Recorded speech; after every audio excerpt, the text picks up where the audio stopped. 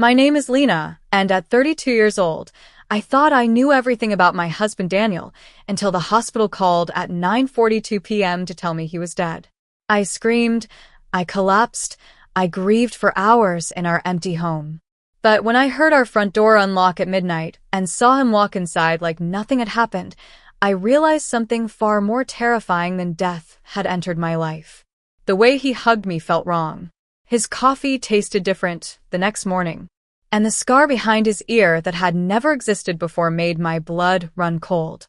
If you're watching this video right now, drop a comment telling me where you're from, hit that like button, and subscribe to hear more stories about the thin line between love and survival when the person sleeping next to you isn't who they claim to be. The phone call came at 9:42 p.m. on a Tuesday, right when I was wiping down the kitchen counter after a quiet dinner alone.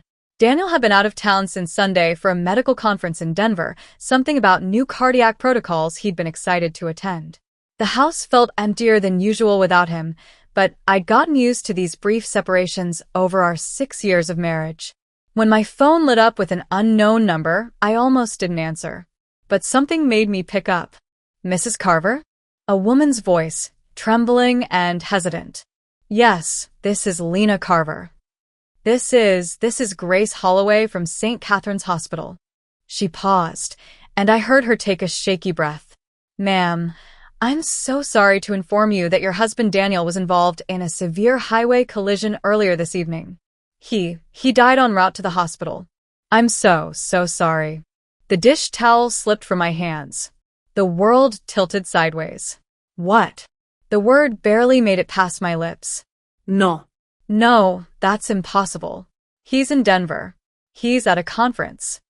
Ma'am, he was brought in from Interstate 40, about 20 miles outside the city. The accident was catastrophic. I'm truly sorry for your loss. My legs gave out. I sank to the floor, phone pressed against my ear, unable to form words. A scream built in my chest and erupted, raw and animal-like, echoing through the empty house. Mrs. Carver? Mrs. Carver, are you there? How did this happen? I managed to choke out between sobs. I can't provide more details on a recorded line, she said quickly, her voice dropping to almost a whisper. But ma'am, I'm so sorry. I truly am. There was something strange about the way she said it. Personal. Like she knew Daniel somehow, like this wasn't just another notification call she had to make. Before I could ask anything else, the line went dead. I sat on that kitchen floor for what felt like hours but was probably only minutes, phone clutched in my hand, staring at nothing. My mind raced through 1,000 thoughts at once. This couldn't be real. There had to be a mistake. Daniel was careful, always wore his seatbelt, never drove recklessly. Then another thought struck me, cold and sharp. His conference was in Denver. Interstate 40 doesn't go through Denver. It cuts through the southern part of the state, nowhere near where he was supposed to be. With shaking hands, I pulled up my text with Daniel. His last message had come in that morning. Love you. Going into a lecture now. See you Thursday night. Nothing unusual. Nothing that suggested anything was wrong. I called the hotel where he was supposed to be staying. After being transferred twice, a bored desk clerk told me, I'm sorry, ma'am, but we don't have a Daniel Carver checked in. Are you sure you have the right hotel? The room spun. My stomach lurched. Where had he been? Why would he lie about the conference? I tried his phone. It went straight to voicemail, his familiar voice asking me to leave a message. I hung up without speaking, tears streaming down my face. The next few hours passed in a fog of disbelief and grief. I called his mother, who dissolved into hysterics. I called his brother, who said he'd drive down immediately. I sat in Daniel's favorite chair, wrapped in one of his sweatshirts, breathing in his scent and trying to make sense of a world where he no longer existed. Around midnight, exhaustion finally began to pull at me. My eyes burned from crying. My head throbbed. I thought about going to bed, but couldn't bear the idea of sleeping in our room without him. That's when I heard it. The metallic scrape of a key sliding into the front door lock. My entire body went rigid. The sound of the deadbolt turning echoed through the silent house like a gunshot. Then the door opened, and footsteps crossed the threshold. Heavy, familiar footsteps. Followed by a cough. That small, throat-clearing cough Daniel always made when he came home. Terror flooded my system, cold and paralyzing. I couldn't move. Couldn't breathe. This wasn't possible. Lena? His voice. Daniel's voice, calling from the entryway. Why are all the lights still on? I forced myself to stand on trembling legs and walked toward the hallway. And there he was, shaking rain from his hair, setting down his overnight bag, completely and utterly alive. He looked up at me and smiled. Hey, babe. Why are you awake? It's past midnight. I couldn't speak. My mouth opened, but no sound came out. He walked toward me, and I noticed he was limping slightly. I finally whispered. You died. His expression shifted to confusion, then he laughed. A short, quiet laugh that didn't quite reach his eyes. What kind of joke is that? I'm fine. Conference just ran late, and my flight got delayed. The hospital called, I said, my voice rising. They said you were in an accident. They said you died. Daniel's face went through several expressions too quickly for me to read. That's insane. Look at me. I'm standing right here. Somebody obviously made a horrible mistake. He reached for me. Come here. You must have been terrified. He pulled me into his arms, but something was wrong. Everything was wrong. The way he held me felt stiff, mechanical. The pressure of his hands on my back was different, heavier somehow. And his cologne. Daniel always wore the same subtle sandalwood scent I'd bought him for our anniversary. This smell was sharper, more chemical. I pulled back slightly and looked up at him. His face was Daniel's face. Same brown eyes, same slight crook to his nose from a childhood break, same small scar on his chin from a biking accident. But something in his expression felt foreign. Your hair's wet, I said stupidly. It's raining. He gestured toward the door. Pretty hard, too. As he turned his head, something caught my eye. Behind his left ear, partially hidden by his hair, was a thin white scar. Clean, surgical-looking, and definitely not something I'd ever seen before. I knew every inch of Daniel's body after 6 years together. That scar had never existed. When did you get that? I touched the area near his ear. He jerked his head away. Get what? That scar. I've always had that. You probably just never noticed. His tone had an edge now, irritation creeping in. Lena, you're in shock. That phone call obviously scared you. Let's just go to bed, okay? But I hadn't imagined it. The scar was there, pale and raised against his skin. He took my hand and led me toward the bedroom. Max, our golden retriever who usually bounded toward Daniel the moment he came home, stayed in his bed in the corner, watching us. The dog's ears were flat against his head, and he let out a low, uncertain whine. What's wrong with Max? Daniel asked. I don't know.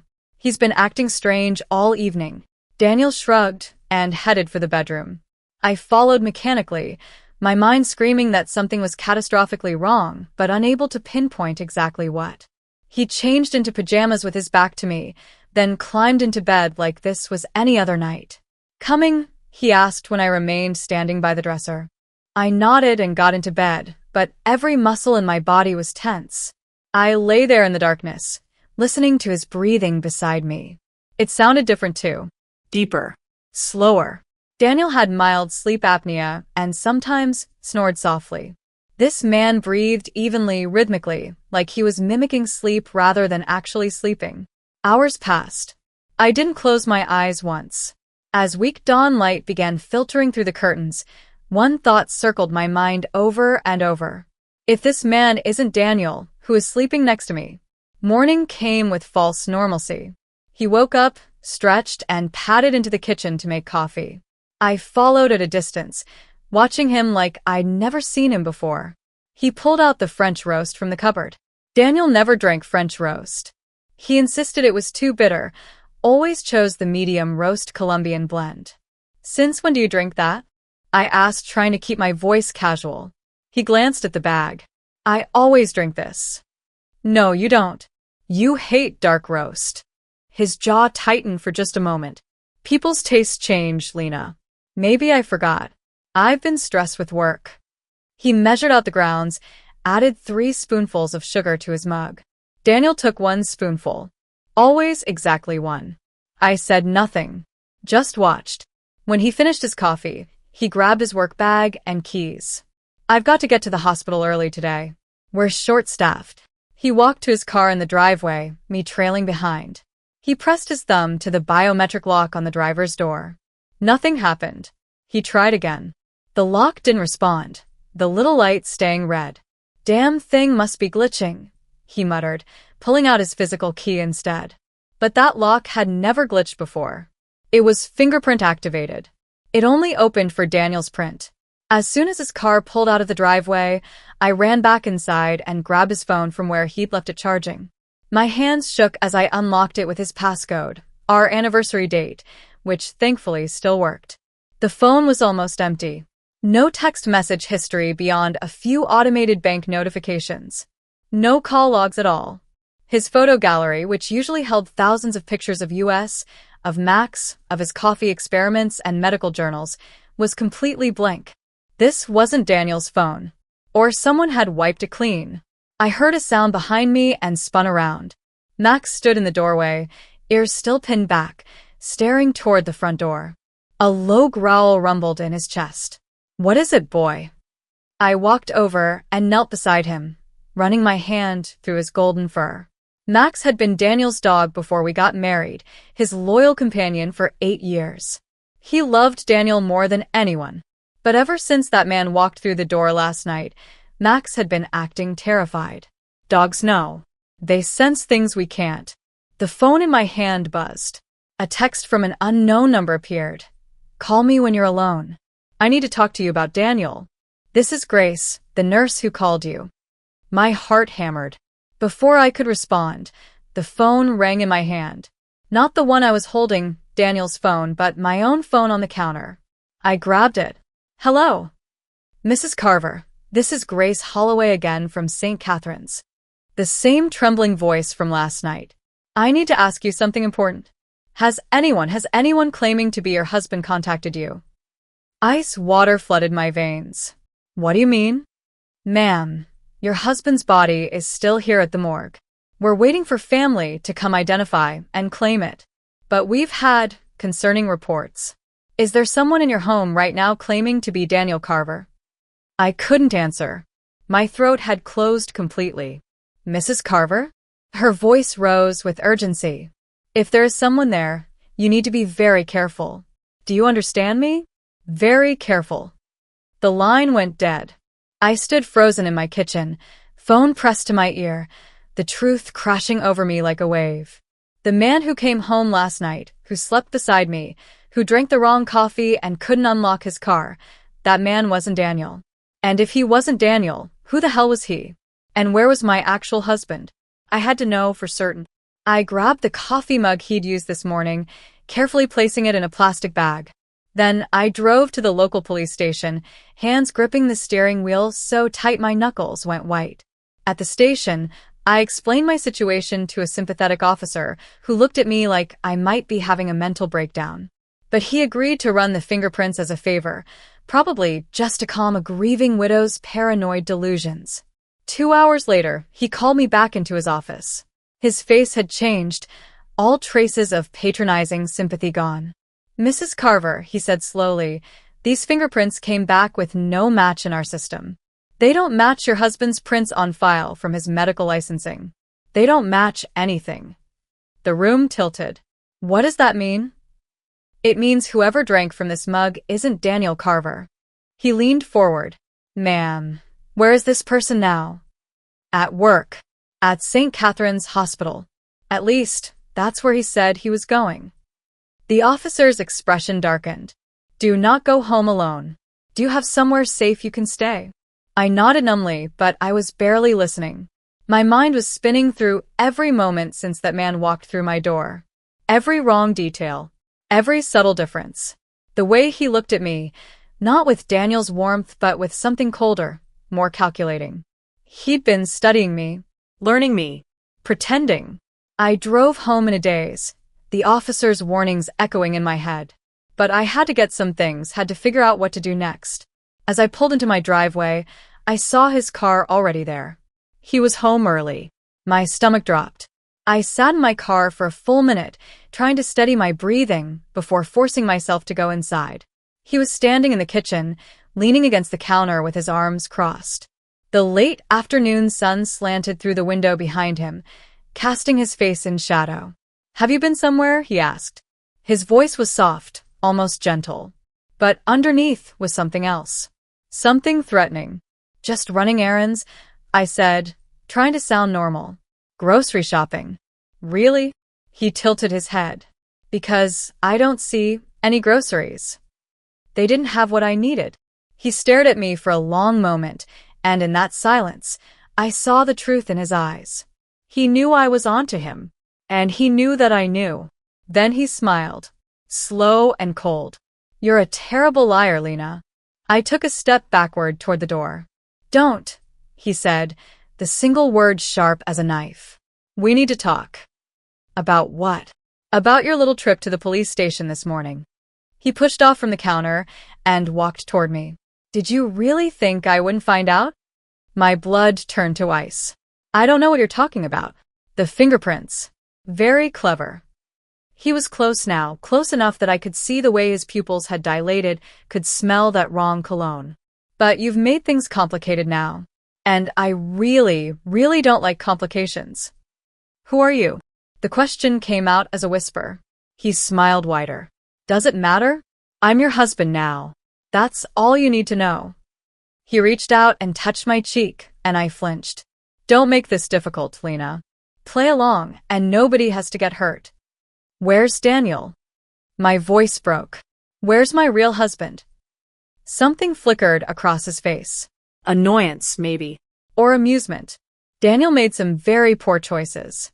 He got involved in things he shouldn't have. "But you?" He leaned closer, his breath hot against my ear. "You're going to be smart, aren't you?" Every instinct screamed at me to run, but he was blocking the door, and I knew if I tried, he'd catch me before I made it 2 steps. So I did the only thing I could. I nodded. "Good girl," he murmured, stepping back. "Now let's have dinner like a normal married couple. And tomorrow, we're going to go to the hospital together. You're going to tell them you were mistaken, that I'm your husband, and that everything is fine. Understand?" I nodded again, my mind racing. I had to get out.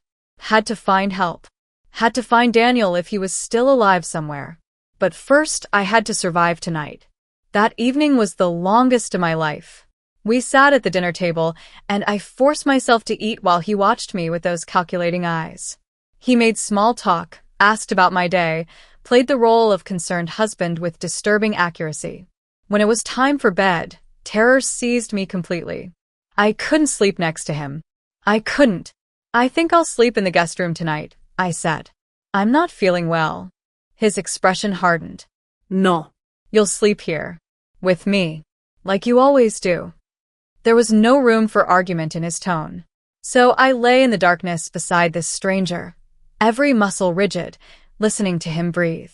At some point, exhaustion must have overtaken me because I drifted into a fitful sleep filled with nightmares. I dreamed of Daniel calling my name, his voice distant and desperate. I dreamed of searching through endless hospital corridors, opening door after door, never finding him. When I woke, pale morning light filtered through the curtains, and the man beside me was already awake, propped on one elbow, watching me sleep. "Good morning," he said softly. I screamed. Over the next few days, I lived in a waking nightmare. He controlled everything: where I went, who I talked to, what I did. He'd taken my phone, replaced it with a new one that he insisted was better but that I knew he could monitor. He drove me to the grocery store and waited in the car. He stood outside the bathroom door when I showered. The only time I had any freedom was when he left for work, if he actually went to work. For all I knew, he just drove around the block and came back to spy on me. But I wasn't just sitting there helpless. I was planning, observing, learning his patterns. On the 3rd day, I found Daniel's old toolbox in the garage, buried under a pile of camping equipment. Taped to the underside of the metal lid was a small key I'd never seen before. My hands trembled as I pulled it free. It was the type of key used for safety deposit boxes. Daniel had never mentioned having one. In 6 years of marriage, he'd never said a word about it. That afternoon, while the imposter was supposedly at the hospital, I drove to our bank. The teller seemed nervous when I asked about Daniel's safety deposit box, kept glancing toward the manager's office, but eventually she led me to the vault.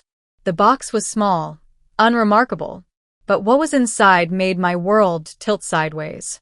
A passport with Daniel's name, but someone else's face. A burner phone with a cracked screen. Stacks of $100 bills, at least $10,000 worth. And a photograph of a woman and a young boy, neither of whom I'd ever seen before. On the back of the photo, in Daniel's handwriting, "Protect them." Who were these people? Why had Daniel hidden their picture in a secret safety deposit box with cash and a fake passport? The burner phone still had a charge. When I turned it on, there were dozens of text messages, the most recent from 3 days before Daniel's supposed accident. "They know. You need to disappear. Take the evidence and run. I can't leave Lena. She's the leverage they'll use. If you love her, you'll stay away. I can't. I won't abandon her." The last message, sent at 7:34 p.m. the night of the accident. "They're here. If anything happens to me, she has everything she needs. Tell her I'm sorry." My vision blurred with tears. Daniel had known someone was coming for him. He'd try to protect me by keeping me in the dark. And now he was either dead or missing, and an imposter had taken his place in my home and my life. I heard footsteps behind me and spun around. "Can I help you find something else, Mrs. Carver?" The bank teller stood in the doorway, wringing her hands nervously. "No, I started to say, then noticed the way she kept glancing over her shoulder. "Is everything okay?" "I probably shouldn't say anything," she whispered, stepping closer. "But there was a man here yesterday asking about your husband's accounts. He said he was Daniel Carver, but—" She bit her lip. The signature didn't match. We turned him away, but he seemed angry. Ice flooded my veins. The imposter had tried to access Daniel's money. Did he say anything else? She shook her head. Just that he'd be back with proper documentation. "Mrs. Carver, I don't know what's going on, but be careful." I stuffed everything back into the safety deposit box except the burner phone and the photo, which I slipped into my purse. As I left the bank, my own phone, the one the imposter had given me, buzzed with a text. "Where are you?" My stomach clenched. I typed back quickly. "Bank. Depositing a check. Come home. Now." The drive back felt like driving toward my own execution. When I pulled into the driveway, he was standing on the front porch, arms crossed, face dark with anger. "You were gone for 2 hours, he said as I approached. "It doesn't take 2 hours to deposit a check." There was a long line. I tried to walk past him, but he grabbed my arm. "Don't lie to me." Each word was punctuated with pressure on my arm, just shy of painful but threatening to cross that line. "I'm not lying," I said, trying to keep my voice steady. "Let go of me." For a moment, I thought he might not. His fingers dug in a little harder, and I saw something dangerous flash in his eyes. Then he released me and stepped back. "Get inside," he said quietly. I did, my heart hammering. Max cowered in the corner, whimpering. The imposter followed me in and closed the door with deliberate care, turning the deadbolt with a loud click. "I think we need to have a serious conversation," he said, walking toward me slowly. about trust. About honesty. About what happens when you don't follow simple rules. I backed up until I hit the wall. "I went to the bank. That's all." "Really?" "Because I called the bank. They said you accessed Daniel's safety deposit box." He smiled, but there was no warmth in it. "What did you find?" My mind raced. "Nothing important. Just some old documents." "Show me." I left them there. "Lena." He said my name like a warning. "I'm trying very hard to be patient with you. But you're making it difficult. And when things become difficult, I have to make difficult decisions." "What do you want from me?" The words burst out before I could stop them. "Why are you doing this? Where is Daniel?" His expression shifted to something almost pitying. Daniel made powerful people very angry. And now those people want to make sure his loose ends are tied up. You're a loose end, Lena. Then why am I still alive? Because you're more useful alive. For now. He reached out and touched my face almost gently. But usefulness can expire. So I'd suggest you start being very, very cooperative. That night, after another tense dinner where I could barely eat, I lay awake again beside this monster, trying to figure out my next move. I had to contact someone. Had to get help. But he'd taken my phone, monitored my every movement. Then I remembered Daniel's old laptop. He'd kept it in the garage, said he used it for backing up files. If the imposter didn't know about it, around 3 a.m., when his breathing had finally evened into what sounded like real sleep, I carefully slid out of bed. Every creak of the floorboards sounded like a gunshot to my ears. I made it to the garage, found the laptop buried under a stack of old medical journals, and powered it on.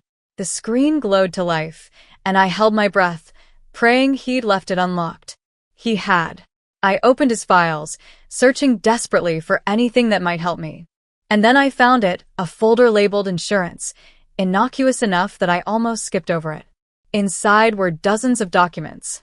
Medical records with altered dates.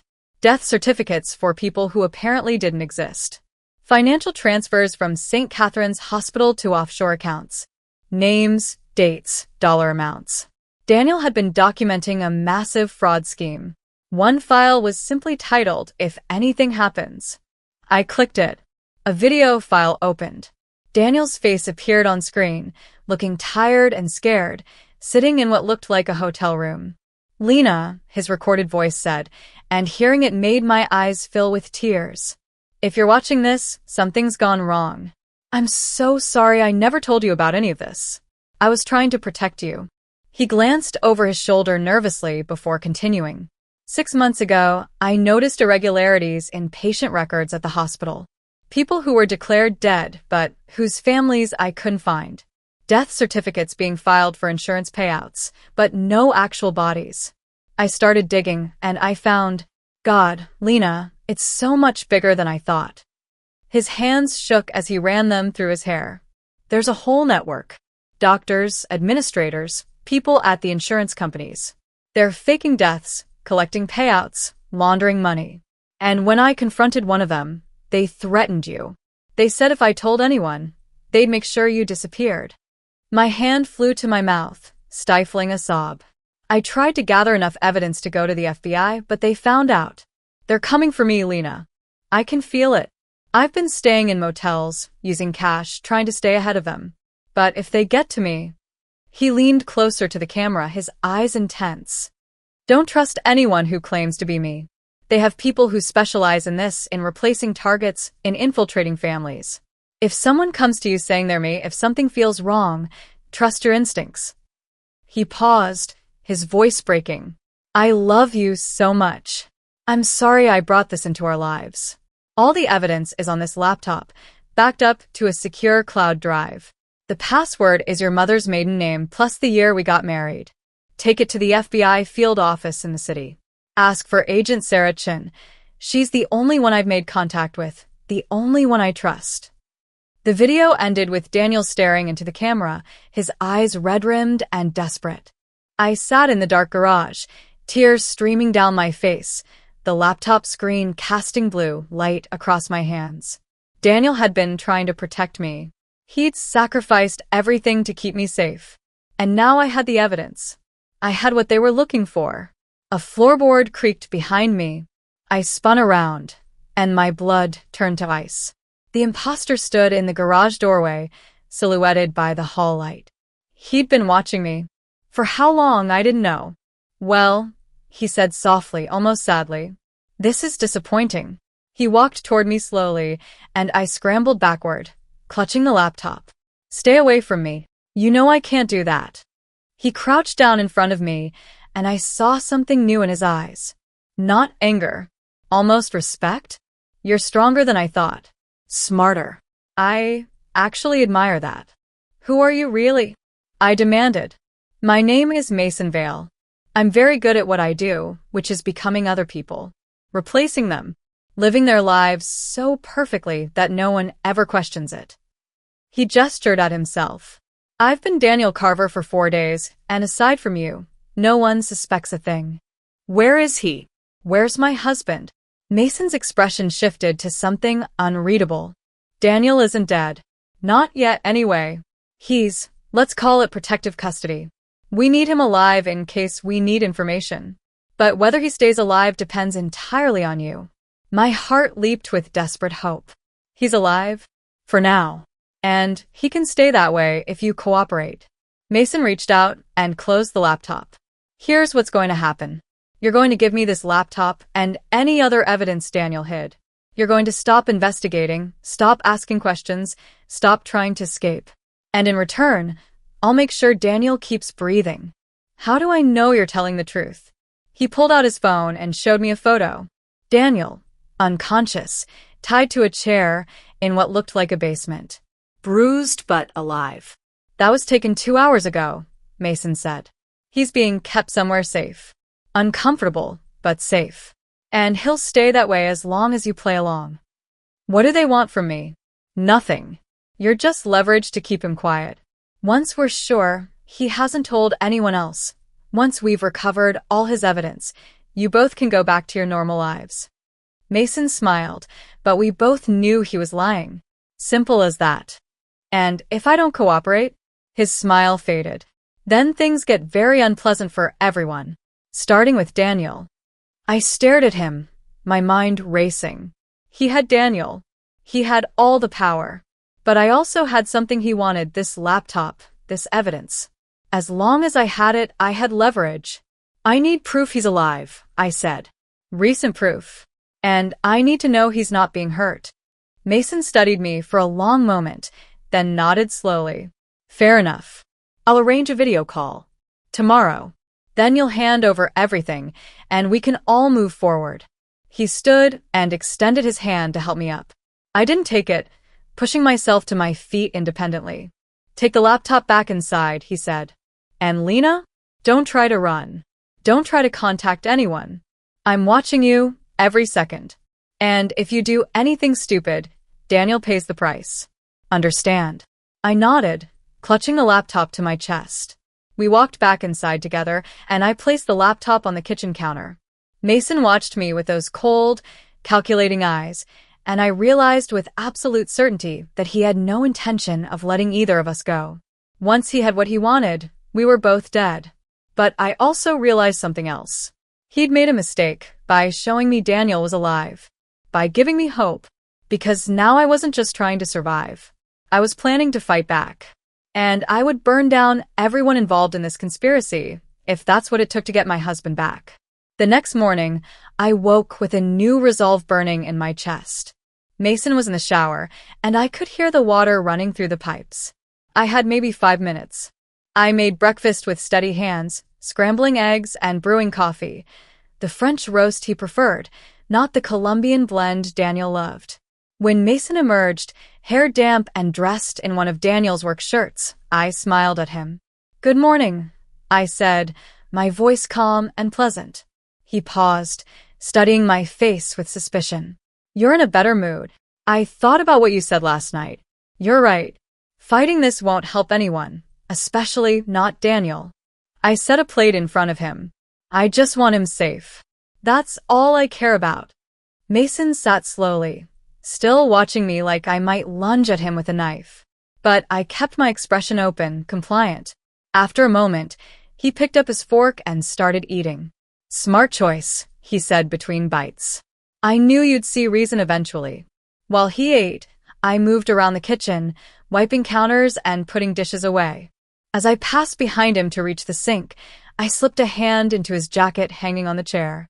My fingers found the inner pocket and deposited the tiny GPS tracker I'd pulled from Daniel's old drone equipment. It was no bigger than a button, would last for days on its battery, and Mason would never notice it. I do have one request, I said, returning to stand across from him. Before I hand over the laptop, I need to see Daniel. On video, like you promised. I need to know he's really okay. Mason wiped his mouth with a napkin. Tonight. After I get back from work. I'll arrange the call. Thank you. I even managed to sound grateful. He left 20 minutes later, and the moment his car pulled out of the driveway, I ran to my hidden phone. Daniel's old burner I'd kept tucked inside a tampon box in the bathroom, the one place I knew Mason would never look. I pulled up the tracking app I'd installed the night before and watched the small blude that represented Mason's location moving through the city streets. He drove for 15 minutes, then stopped at a location far from St. Catherine's Hospital, an industrial area on the east side. Abandoned warehouses and empty lots. I zoomed in on the satellite view, memorizing the address. Then I grabbed my keys and a small canister of pepper spray I'd found in Daniel's emergency kit. I had to see where Mason was going. Had to know what he was really doing during these work hours. Following at a distance, I watched him pull into a gravel lot surrounded by rusted chain-link fencing. 3 other cars were already there. Men in dark clothes emerged from one of the warehouses as Mason approached, greeting him with handshakes and serious expressions. I parked 2 blocks away and crept closer on foot, staying low behind abandoned equipment and overgrown shrubs. Through a grimy window, I could see them gathering around a table covered in papers and what looked like weapons. Mason spoke to them, his posture confident and commanding. This wasn't a man pretending to be a doctor. This was someone else entirely, someone dangerous and clearly in charge. I took photos with the burner phone, capturing faces, license plates, everything I could. Then Mason turned toward the window, and I dropped below the sill, heart hammering. When I risked another glance, they were moving toward the door. I ran back to my car and drove home, hands shaking on the wheel.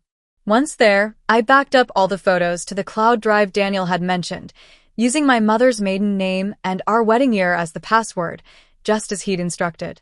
But I wasn't ready to go to the FBI yet. Not when they had Daniel. Not when one wrong move could get him killed. My phone, the one Mason had given me, buzzed with a text. "Where are you?" I replied immediately. "Home. Doing laundry." "Stay there." As if I had a choice. That afternoon, while Mason was still gone, the burner phone rang with an unknown number. My pulse spiked as I answered. "Lena Carver?" A woman's voice, familiar somehow. "Yes, this is Grace Holloway, the nurse who called you about Daniel.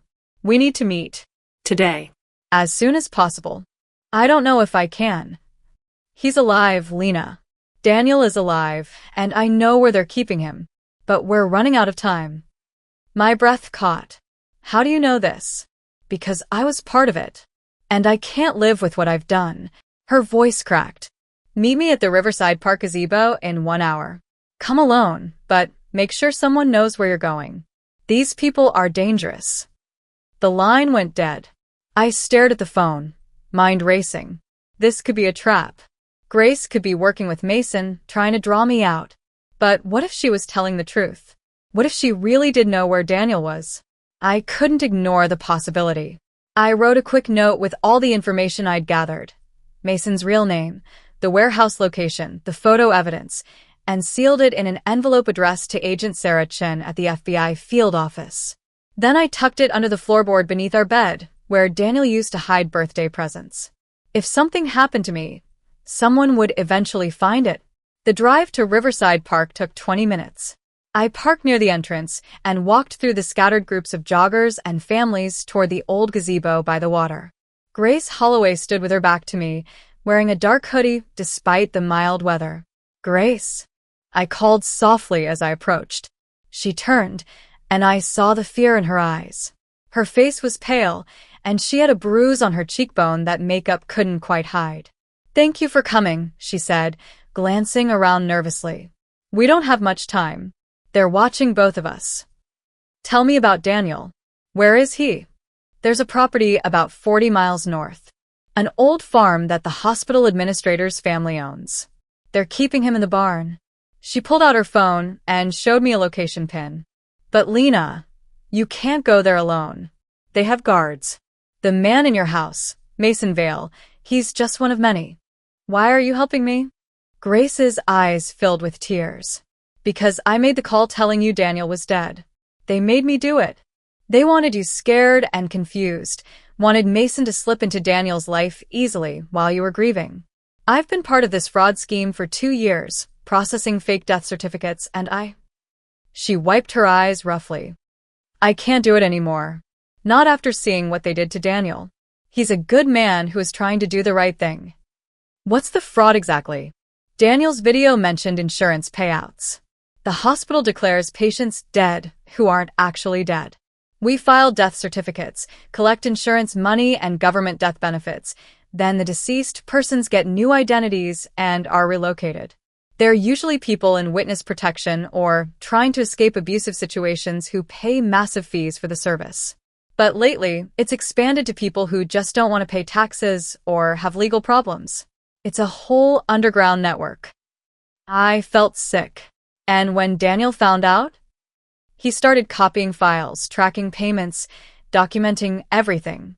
They caught him because he got sloppy near the end, too desperate to be careful.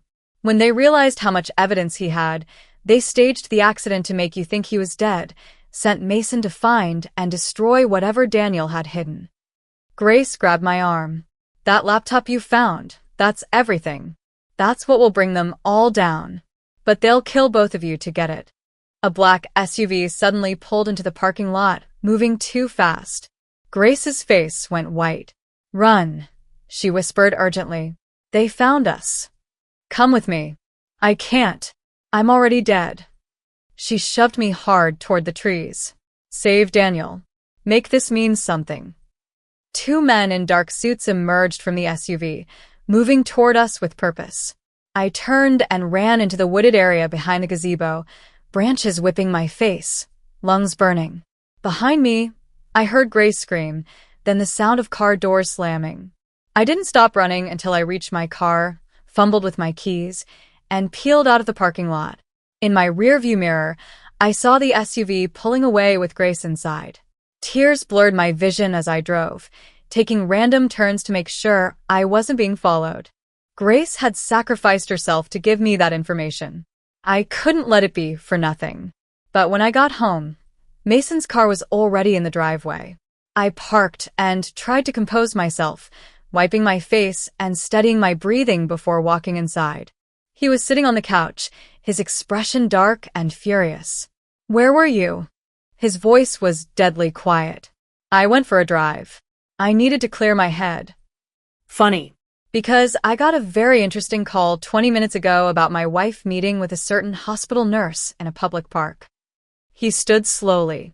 Want to try again? My mind raced for an excuse, but he was already crossing the room toward me. I told you not to contact anyone. I told you what would happen if you did. He grabbed my wrist, yanking me closer. Do you think I'm joking? Do you think this is a game? She contacted me. I tried to pull away, but his grip tightened. I didn't seek her out. And what did she tell you? Where's Daniel? That we're the bad guys. He laughed bitterly. Poor, naive Lena. Did she mention she's been pocketing money from the scheme for years? That she's just as guilty as everyone else? She was trying to help me. She was trying to save herself. He shoved me backward into the wall. And now she's been handled, which means one less loose end to worry about. Horror washed over me. What did you do to her? What I should have done weeks ago. His face was inches from mine now. Now, here's what's going to happen. You're going to give me that laptop. You're going to tell me everywhere Daniel might have hidden backup evidence. And then you're going to very quietly forget any of this ever happened. Or what? The words came out steadier than I felt. Or, I put a bullet in Daniel's head and make you watch. The room fell silent, except for our breathing. Finally, I nodded, letting defeat show in my posture. The laptop's in the bedroom. Let me get it. He followed me upstairs, staying close. I retrieved the laptop from where I'd hidden it in the closet and handed it over. Mason opened it immediately, checking the files. Password. I gave it to him. He scrolled through Daniel's evidence folder, his jaw tightening as he saw how much information was there. This is everything? No backups. That's everything. The lie came easily now. I'd gotten good at lying to him. Mason closed the laptop with satisfaction. Smart choice.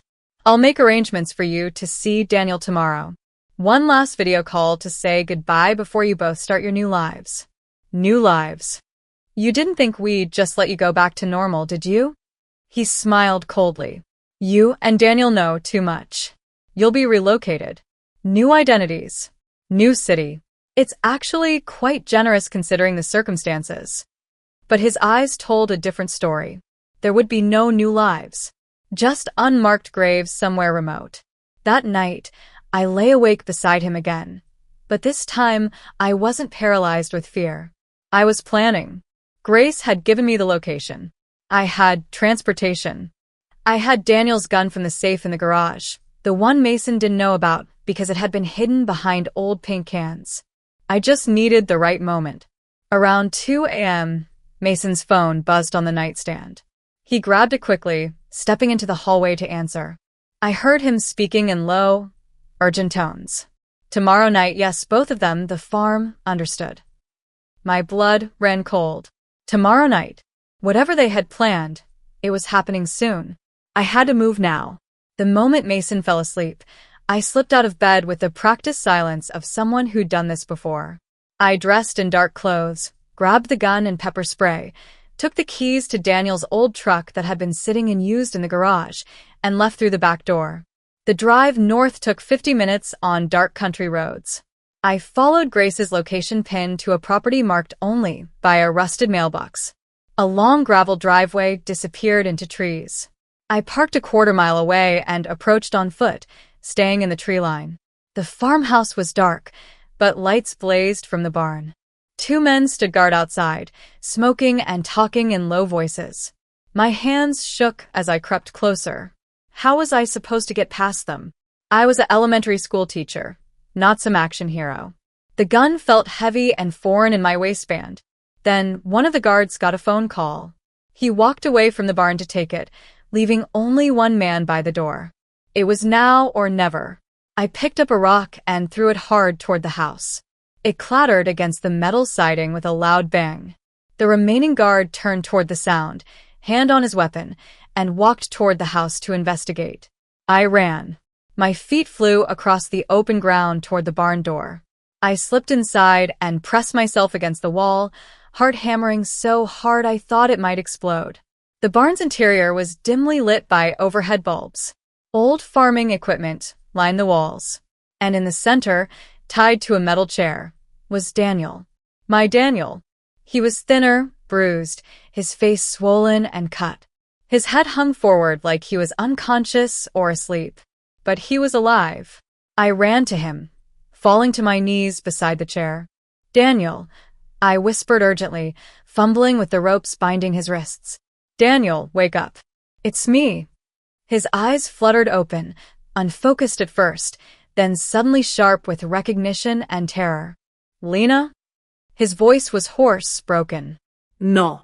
No, you shouldn't be here. They'll kill you. I'm getting you out. The ropes were thick, knotted tight. I pulled out the small knife I'd brought and started sawing at them. Lena, listen to me. He tried to lean forward despite his bindings. You need to run. Forget about me. Just run. I'm not leaving you.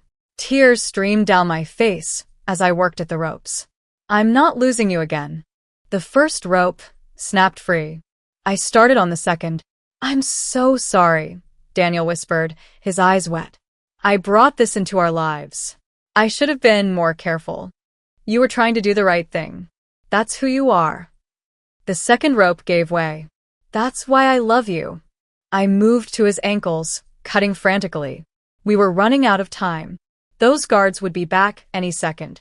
There's a truck a quarter-mile south, I told him as I freed his feet.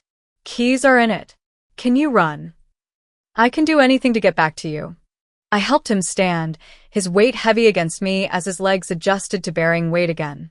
We stumbled toward the door together and ran straight into Mason. He stood in the doorway, gun drawn, expression cold as winter. Well, isn't this touching?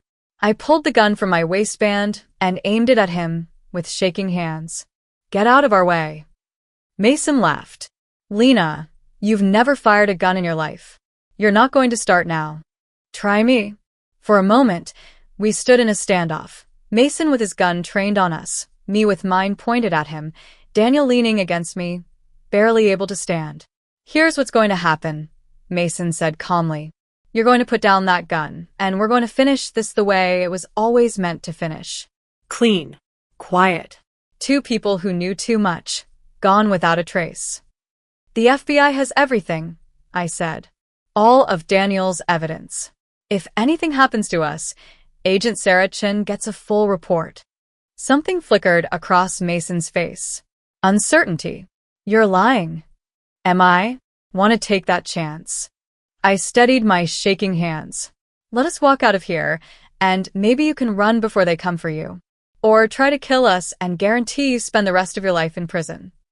Mason's jaw clenched. Behind him, I heard voices, the guards returning. "This isn't over," Mason said. Then Daniel, using the last of his strength, shoved me hard to the side. A gunshot rang out, deafening in the enclosed space. Daniel cried out and went down, blood blooming across his shoulder. I screamed and fired my own gun. The kick sent me stumbling backward, but the bullet found its mark, Mason's leg. He collapsed with a shout. "Run!" Daniel gasped from the ground. "Lena, run!" But I wouldn't leave him. Not again. I dropped beside him, trying to help him up, his blood hot and wet on my hands. The guards burst through the door, guns raised. Everything happened in slow motion. I raised my weapon again, knowing I couldn't fight them all, knowing this was how it ended. Then the barn exploded with light and sound. "FBI, drop your weapons." Armed agents swarmed through every entrance, tactical gear and bulletproof vests, weapons trained on everyone. The guards hit the ground.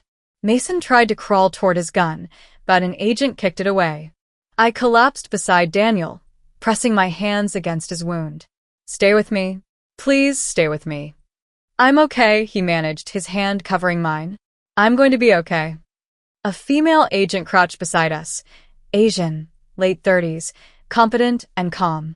"Mrs. Carver? I'm Agent Sarah Chen. We got your evidence package. All of it. You did good." "I didn't send anything to the FBI," I said, confused. "Grace Holloway did, right before they took her. She uploaded everything to our secure server from her phone." Agent Chin signaled for paramedics. "She gave us this location and timing. Saved both your lives." Grace. Beautiful, brave Grace who'd sacrificed everything to make this right. Paramedics surrounded Daniel, stabilizing him, loading him onto a stretcher. I held his hand the entire time, refusing to let go even as they wheeled him toward the ambulance. "Ma'am, you should get checked out too," one paramedic said gently.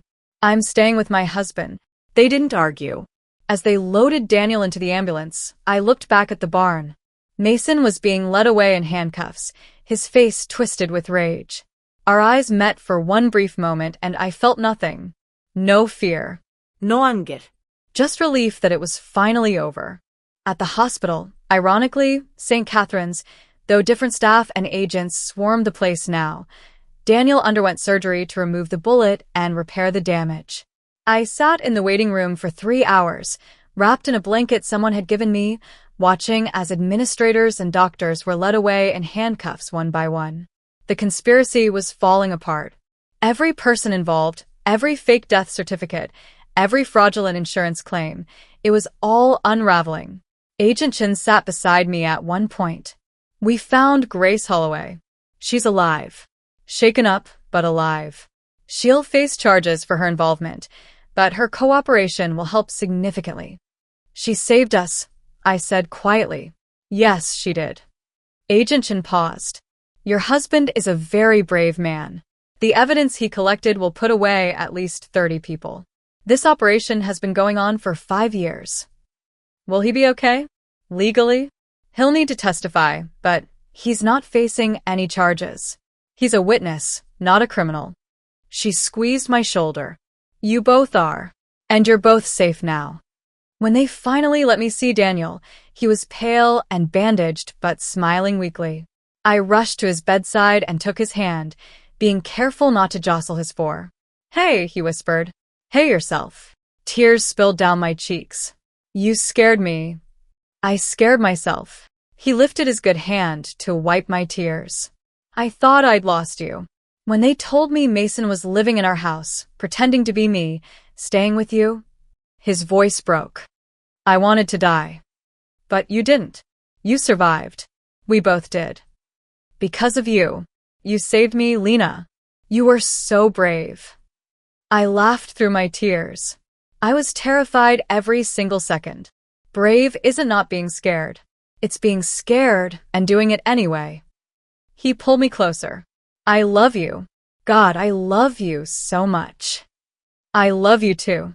I kissed him gently, tasting salt from both our tears. Don't ever scare me like that again. Deal. The next few months were a blur of depositions, testimony, and healing. Daniel's shoulder recovered slowly, requiring physical therapy and patience. The psychological wounds took longer. We both had nightmares. I'd wake up convinced Mason was standing in our doorway. Daniel would wake up gasping, thinking he was still tied to that chair. We started couples therapy and individual counseling. Slowly, painfully, we began to heal. The trial was national news. Mason Vale was sentenced to 35 years. The hospital administrator got 25. Grace Holloway got 5 years with parole eligibility after 2 for her cooperation. I wrote her letters in prison, thanking her for saving our lives. She wrote back, telling me she was studying for her GED, trying to build something good from the wreckage. My sister April called once, trying to explain herself, justify why she'd helped them. I hung up. Some betrayals are unforgivable. 8 months after that terrible night, I sat at my laptop with Daniel napping on the couch beside me, Max curled at his feet. I was writing. The book had started as therapy, a way to process everything that had happened. But as I wrote, I realized our story needed to be told. People needed to know about the corruption, the fraud, the way powerful people could make someone disappear and replace them like they'd never existed. I titled it The Man Who Wasn't My Husband.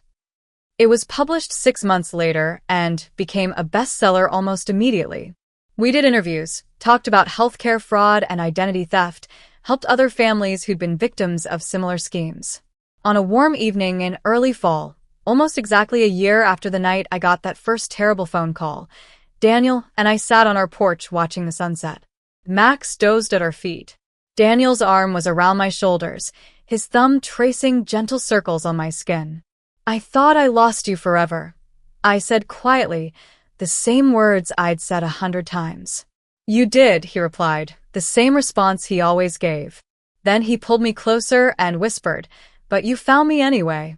And in that moment, with my real husband beside me, the nightmare finally, truly over, I understood what we'd survived. We'd been torn apart by violence and conspiracy, by lies and betrayal. We'd been tested in ways that would have destroyed most marriages. But we'd found our way back to each other. And that made us unbreakable.